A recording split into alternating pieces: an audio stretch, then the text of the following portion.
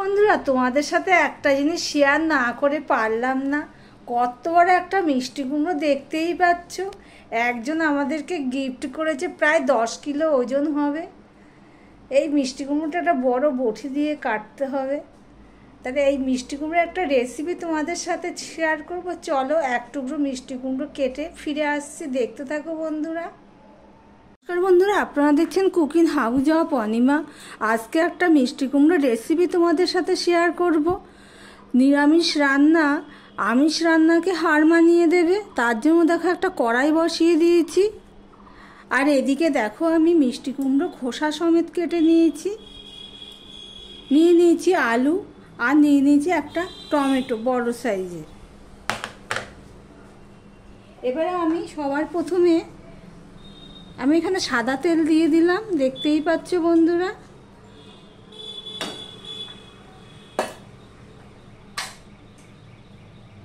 একটুখানি আমি দিয়ে দিলাম নুন।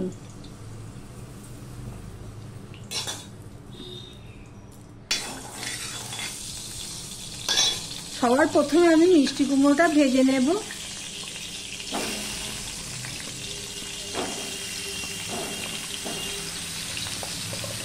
আমি হলুদটা এখন দেবো না, পরে দেব।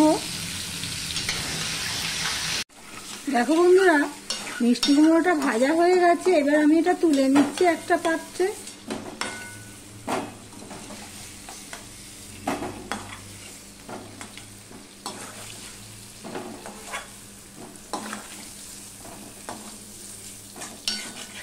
এবার যা তেল আছে তার মধ্যে আমি আলুটাও ভেজে নেব।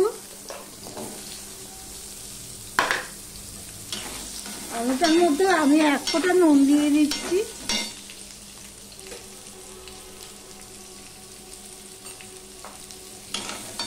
আলুর পরিমাণ মতন আমি নুন দিয়ে দিলাম। এবার আলুটাও আমি ভেজে নেব, ঢাকা দিয়েই ভাজবো। এটা মিষ্টি কুমড়ো কিন্তু ঢাকা দিয়ে ভাজিনি, কিন্তু আলুটা আমি ঢাকা দিয়েই ভেজে নেব। দেখতে থাকো বন্ধুরা। দেখো বন্ধুরা, আলুটাও ভাজা হয়ে গেছে। এটা আমি এই একই পাত্রে তুলে নেব। তুলে নিয়ে ফিরে আসছি, দেখতে থাকো বন্ধুরা। আলুটা তুলে নিয়েছি। এবার আমি সর্ষের তেল দিয়ে দেবো। এতক্ষণ আমি সাদা তেলেই ভাজছিলাম। এবারে অল্প একটুখানি আমি সর্ষের তেল দিয়ে দিলাম।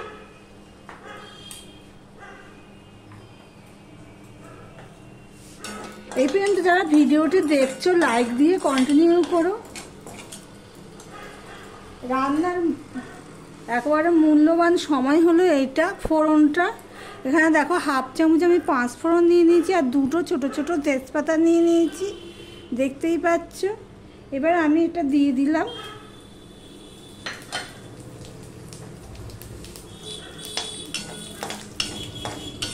দেখো ফোড়নটা হয়ে গেছে। আমি এখানে অল্প একটুখানি নুন দিয়ে দিলাম, যেহেতু ভাজার সময় আমি নুন দিয়েছিলাম, অল্প একটু নুন দিয়ে দিলাম। আর এখানে 3টে কাঁচা লঙ্কা আমি থেতো করে নিয়েছি, আর নিয়ে নিয়েছি আদা, সেটাও আমি দিয়ে দিলাম। দিয়ে ফোড়নটা ভালো করে হতে দেবো। দেখো আদা ফোড়নের গন্ধ বেরিয়ে গেছে, আদাটা লাল লাল হয়ে ভাজা হয়ে গেছে। এবার দিয়ে দিলাম টমেটোটুকু। টমেটোটা দিয়েও আমি নাড়তে থাকবো। টমেটোটা যতক্ষণ না নরম না হয় ততক্ষণ পর্যন্ত। টমেটোগুলো দেখো একটু বড় সাইজে কাটা হয়ে গেছে। আমিই কেটেছি, কিন্তু একটু বড় সাইজের হয়ে গেছে, তাই আমি একটু পিস পিস করে দিলাম। টমেটোটা নরম হওয়া পর্যন্ত আমি অপেক্ষা করব। এই পর্যন্ত যারা ভিডিওটি দেখছো লাইক দিয়ে কন্টিনিউ করো। আর নতুন দেখছো ভিডিওটি, তাদেরকে বলছি চ্যানেলটি সাবস্ক্রাইব করে পাশে থাকার জন্য। দেখো টমেটোটা নরম হয়ে গেছে, হাতা দিলেই পেস্ট হয়ে যাচ্ছে। এই অবস্থায় আমি কিছু মশলা অ্যাড করব, দেখতে থাকো বন্ধুরা। এখানে দেখো আমি জিরের গুঁড়ো নিয়েছি 1 চামচ, ধনের গুঁড়ো নিয়েছি 1 চামচ হলুদ গুঁড়ো, আর 1 চামচ নিয়ে নিয়েছি আমি লঙ্কার গুঁড়ো। সেগুলো সব আমি দিয়ে দিলাম। মশলাটা কষানোর জন্য একটু জল দিয়ে দিলাম। এবার ভালো করে মিশিয়ে আমি কষাতে থাকবো। যারা সবজি খেয়ে বোর হয়ে গেছে তারা এই রান্নাটি একবার অন্তত ট্রাই করে দেখতে পারো প্লিজ বন্ধুরা। দেখো মশলাটা প্রায় কষানো হয়ে গেছে, দেখতেই পাচ্ছ, আর টমেটোটা পুরো পেস্ট হয়ে গেছে। এই অবস্থায় আমি গরম মশলা দিয়ে দিলাম 1/2 চামচ। এটা আমার হোমমেড মশলা, বাড়িতেই আমি তৈরি করেছি। গরম মশলাটা দিয়েও আমি একটুখানি কষিয়ে নিচ্ছি, দেখতেই পাচ্ছ। কষানোর সময় গরম মশলা দিলে খুব দারুণ স্বাদ হয়, যেহেতু আমি ফোড়নে গরম মশলা দিইনি সেই জন্য। এবার আমি দিয়ে দিচ্ছি জল, অল্প একটু জল দিয়ে দিলাম। দিয়ে এই যে ভাজা আলু আর মিষ্টি কুমড়োটাও দিয়ে দিলাম। দিয়ে একটু জলের সাথে আমি আরেকটুখানি কষিয়ে নেব, দেখতে থাকো বন্ধুরা। দেখো জল দিয়ে আলু মিষ্টি কুমড়োর সাথে আমি প্রায় 2 মিনিটের মতন আমি কষিয়ে নিয়েছি বা রান্না করে নিয়েছি। এবারে এর মধ্যে আমি আর একটু জল দিয়ে দেব।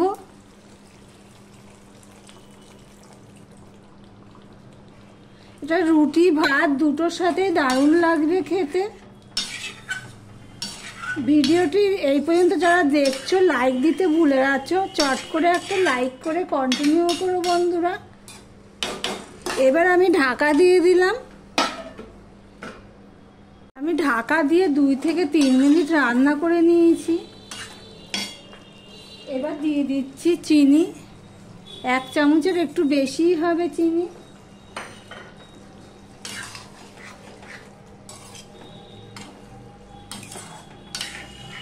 এর মধ্যে আরো একটা জিনিস দেব, দেখতে থাকো বন্ধুরা, স্কিপ করো না। আরো একটা জিনিস এটা পড়বে। দেখো বন্ধুরা চিনিটা গলে গেছে। আমি প্রায় 1 মিনিটের মতন আমি জাল দিয়ে নিয়েছি। এবার আমি এখানে দিয়ে দিচ্ছি ঘি। যেহেতু এখানে আমি গরম মশলাটা কষানোর সময় দিয়ে দিয়েছি, সেই জন্য আমি এখন আর গরম মশলা দেবো না, ঘিটা দিয়ে দিলাম। ঘিটা দিয়ে আমি সম্পূর্ণটা দেখো মিশিয়ে নিচ্ছি। অসাধারণ স্বাদ হয়েছে। অফ ক্যামেরাতে আমি একটুখানি নুন দিয়ে দিয়েছি, নুনটা একটু কম হয়েছিল। এইভাবে তোমরা প্লিজ একবার ট্রাই করে দেখতে পারো, অসাধারণ একটা মিষ্টি কুমড়োর রেসিপি।